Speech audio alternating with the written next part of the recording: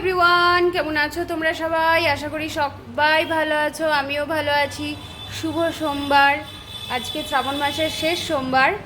তো আজকে রান্না হচ্ছে আমার এই যে এখানে দুধমান কচু পাতা আমি ভাপিয়ে রেখেছি, ওর সাথে লঙ্কাও দিয়েছি।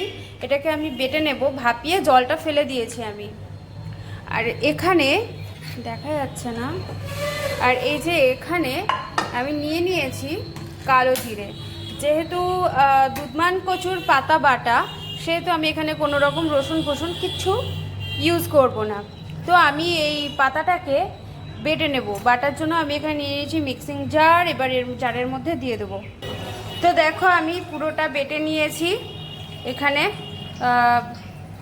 ওই দুধমান কচুর পাতা, কাঁচা লঙ্কা আর রসুন বাটা। এরপরে আমি এখানে কড়াইটা বসিয়ে দিয়েছি, কড়াইয়ে দিয়ে দেবো সর্ষের তেল। তবে কড়াইটা গরম হয়ে যাক। আমার এখানে কড়াইটা গরম হয়ে গেছে, কড়াইয়ে দিয়ে দেবো সর্ষের তেল। একটু পরিমাণে বেশি করেই দিতে হবে, এইসব পাতা বাটায় একটু বেশি পরিমাণেই, যে কোনো বাটাবুটিতেই একটু তেলটা বেশি পরিমাণেই লাগে। তেলটা গরম হয়ে যাক। তো খুব ভালো করে তেলটা গরম হয়ে গেছে, ধোঁয়া উঠছে। এরপরে দিয়ে দেবো এই বাটাটা।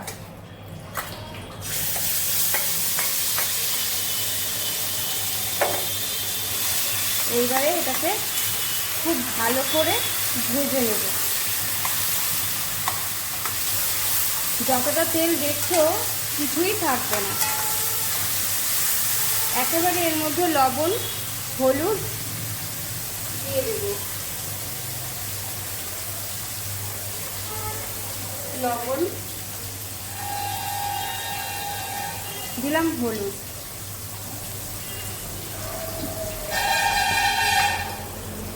দিলাম, চিনি।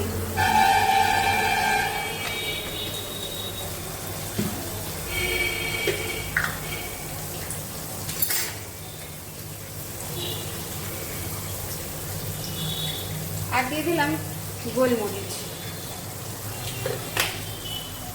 এটা আমার গুঁড়ো গোলমরিচ। এবার এইটাকে খুব ভালো করে ভেজে নেব। তো এটাকে আমি ভেজে নিই। তো দেখো আমি এখানে এই পাতাটাকে খুব সুন্দর করে ভেজে নিয়েছি। এ দেখো তেলও বেরিয়ে আসছে। এইবার আমি এই পাতাটাকে নামিয়ে নেব।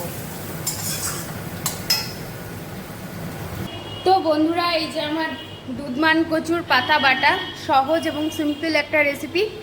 তোমরা অবশ্যই বাড়িতে একবার ট্রাই করো। ট্রাই করে খেয়ে আমাকে কমেন্টে জানিও যে তোমাদের এই রেসিপিটা কেমন লাগলো। আর ভালো লাগলে অবশ্যই একটা লাইক কমেন্ট শেয়ার করো। আর যারা ফেসবুক থেকে দেখবে তারা আমার ফেসবুক পেজটাকে ফলো করে দিও। আর যারা ইউটিউব থেকে দেখবে তারা আমার চ্যানেলটাকে সাবস্ক্রাইব করে দিও। আজকের মতন টাটা, দেখা হবে নেক্সট দিন নেক্সট রেসিপি নিয়ে।